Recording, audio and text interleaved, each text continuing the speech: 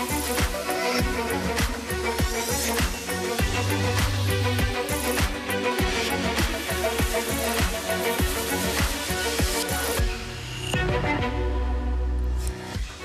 morning, it's Thursday the 30th of April. This is Europe Today and I'm Marit Gwyn coming to you live from Brussels with the news and analysis to start your day.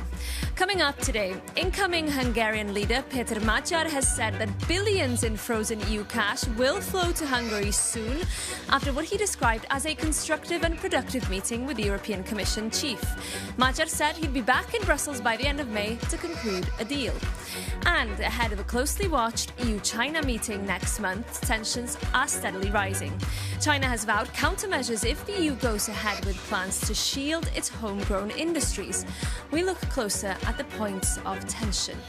And after militia groups seized parts of Mali and killed the country's defense minister over the weekend, Russia has claimed that its paramilitary helped prevent a coup. We speak to the EU's special representative to the Sahel about what the uptick in violence means for the EU's strategic approach to the region. And in other news this morning, Ukraine has formally asked Israel to arrest a cargo ship carrying what Kyiv says is stolen Ukrainian grain. Meanwhile, Russia has said it will scale back its Victory Day parade next month, blaming what it describes as a threat from Ukraine. But first, to our top story this morning, Hungary's incoming leader Peter Magyar made his Brussels debut yesterday, meeting Commission President Ursula von der Leyen for talks on unlocking frozen EU funds. For more, we can go straight now to our Europe editor, Maria Tadeu. Good morning, Maria. Good morning. It was a big expectation ahead of this meeting yesterday, but what was actually achieved? Well, there was a lot of expectation, but it was a short visit. It was practically in and out from Brussels. Peter Magyar went straight to meetings with the head of the European Commission, Ursula von der Leyen, and Antonio Costa. No questions from the media, just a photo op in a way that reflects the moment in time for Peter Magyar. He is not yet the Prime Minister of Hungary, and the fact that they're meeting at this stage is significant for two reasons, Marit. It speaks to the urgency of the moment. Of course, the goal now for Peter Magyar is to access the funding, the money that is blocked. A big part of it is the 10 billion euros connected to the recovery fund that was put forward after the pandemic. He either gets a deal before the end of August or this money will quite literally go to waste. And then, of course, the political momentum between the two sides. This is a moment in which both agree now, after very tumultuous, of course, years under Viktor Orban, that they want a reset, that they want better political relations between Brussels and Budapest. And this is now the moment to begin talks. We know there's been talks at a technical level. Now they have moved on into a political level between Peter Magyar and the head of the Commission. As I say, the money, 10 billion euros, is not insignificant for an economy the size of Hungary. And he also said he will be back. Then in terms of the meeting itself, he did put out a tweet after just speaking with von der Leyen in which he said, we had very highly constructive and productive meetings with the head of the European Commission. And in one sentence, EU funds will soon start, and this is the key, arriving in Hungary, enabling us to kickstart the Hungarian economy. So the focus very much on the money. And as I said, he's already said he will be back in Brussels on May 25th. Obviously, he will be Prime Minister by then. So optimistic rhetoric, Maria, but a tight deadline. Well, very much. And honestly, this sounds very optimistic when I look at this because the deadline is tight. If you look at this in practical levels, you are almost factoring 4 months of money that has been blocked now for years over very serious issues that are not easy to fix overnight. And they have to do with not just allegations of corruption, but also the idea of rule of law and the judiciary. This is also going to be politically sensitive for the two of them because Peter Magyar clearly needs the money. He clearly has the Hungarian economy in focus, but he also has to walk a very fine line. And that is not being seen as perceived as, certainly in Hungary, as a man who's simply saying yes to the Commission and as a man who's simply taken orders from the head of the Commission. And when it comes to the European institutions too, this is also delicate because they need to show that money is not political and merit.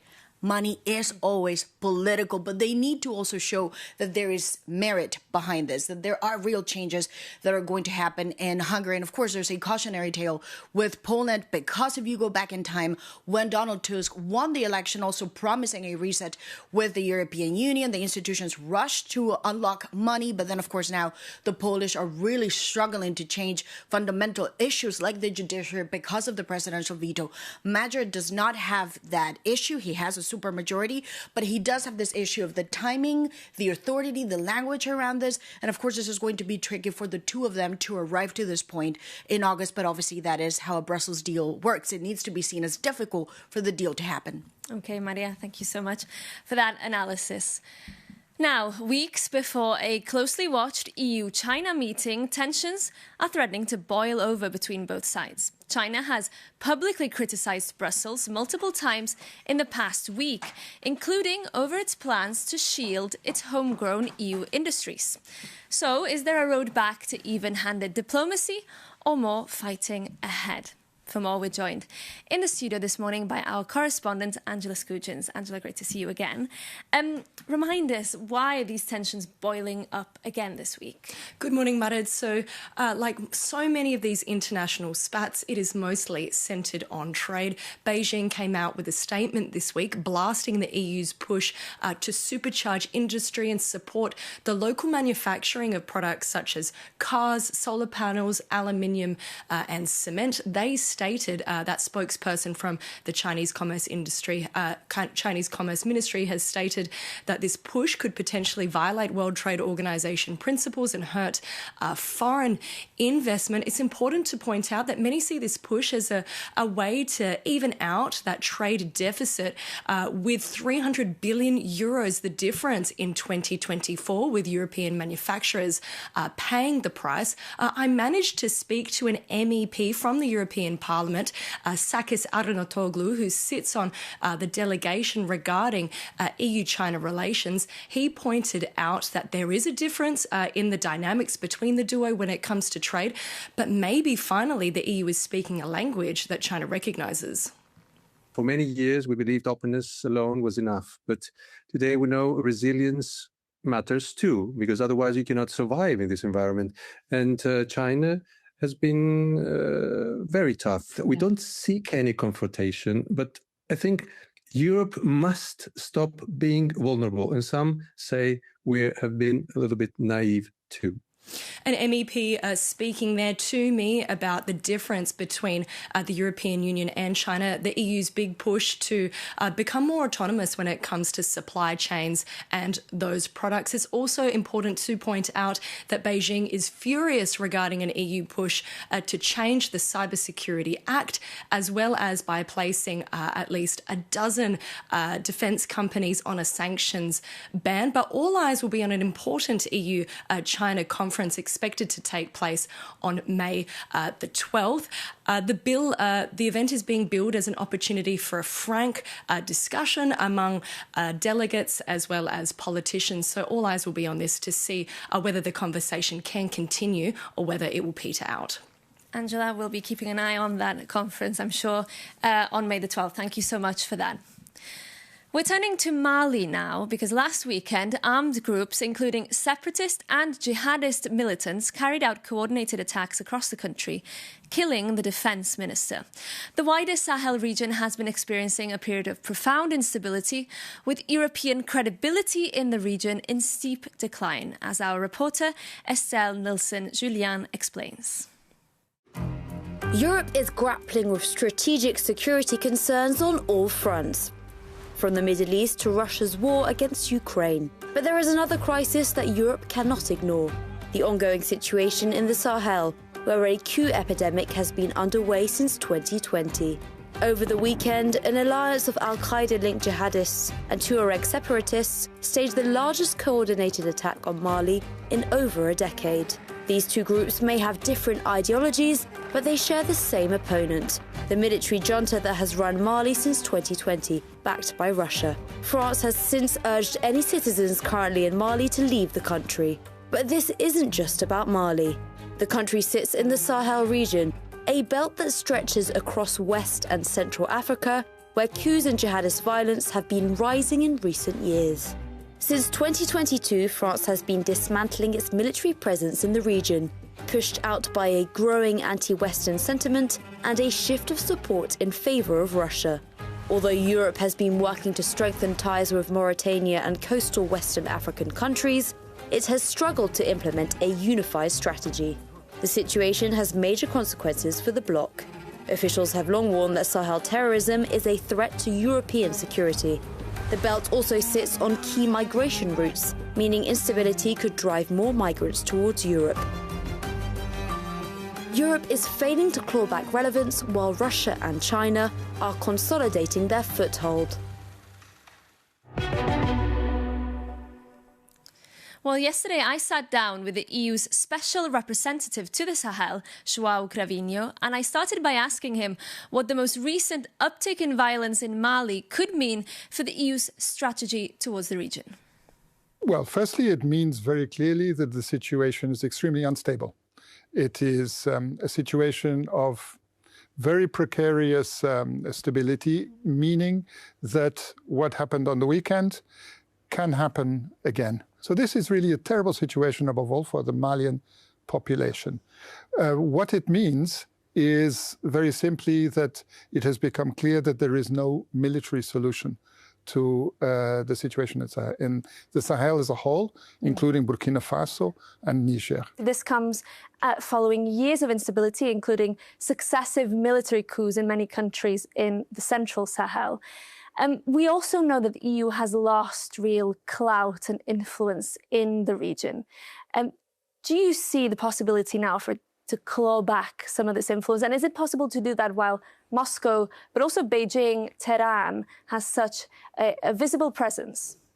Well, firstly, I think it is absolutely correct and normal for us to acknowledge that we have no monopoly in the region. This is a region that must be respected for what it is, and it is perfectly legitimate for other countries to have partnerships with other parts of the world.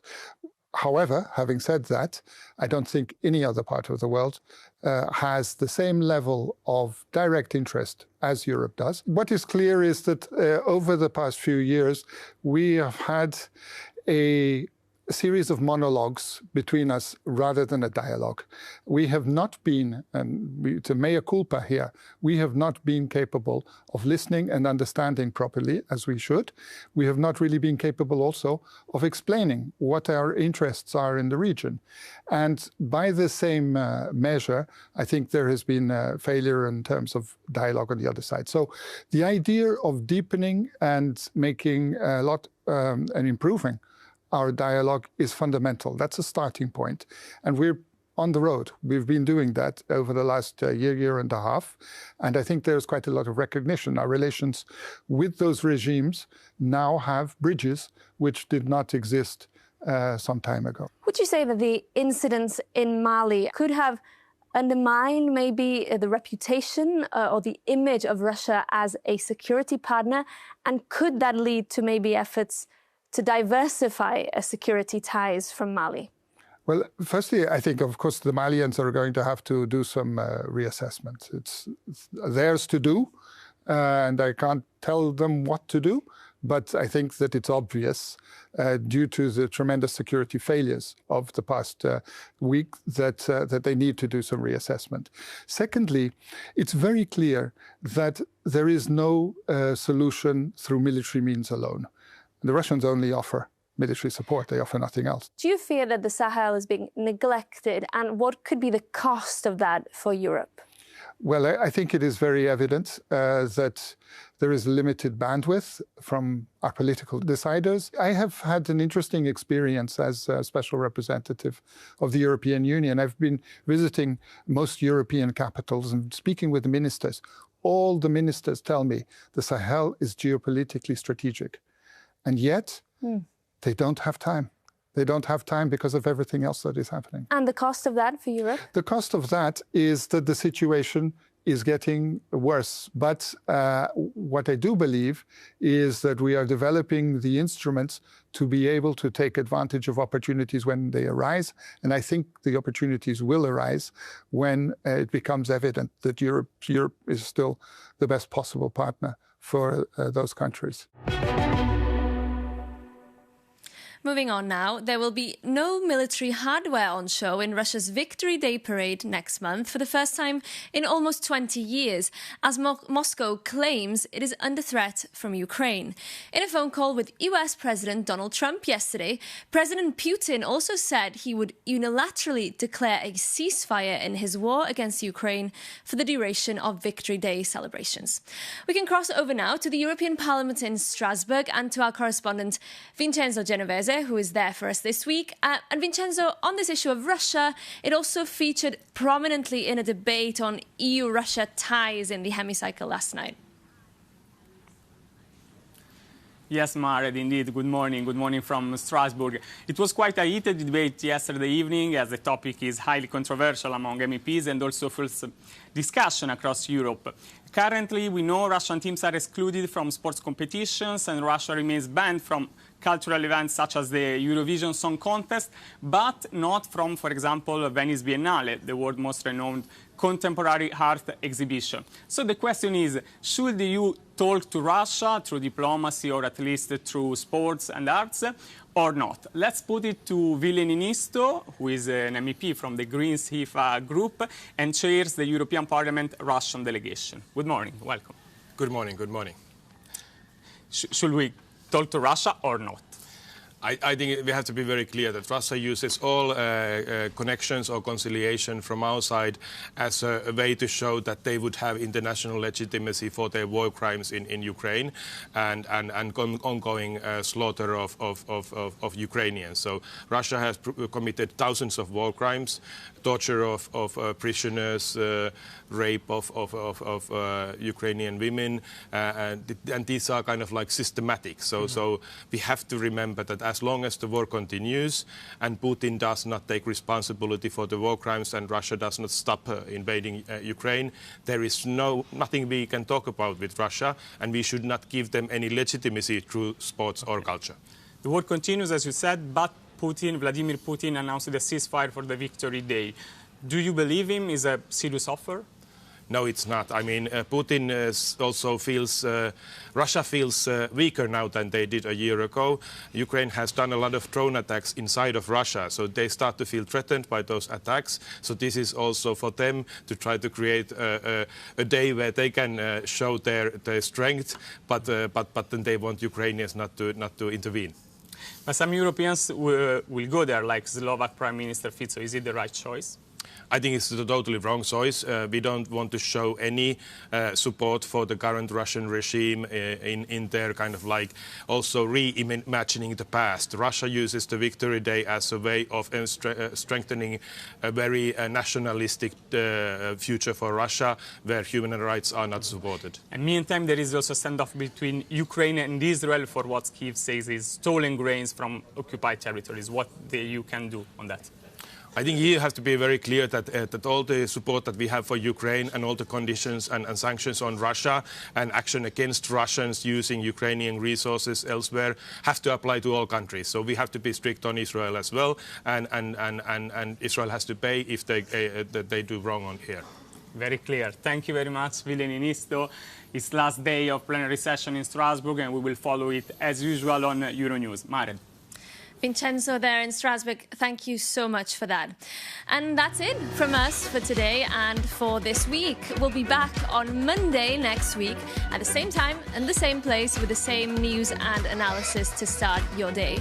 In the meanwhile, you can keep up to date with more of our reporting on Euronews and Euronews.com. You can also get in touch with us. Email us at europetoday@euronews.com with your questions, feedback and tips. And we'll see you again on Monday next week.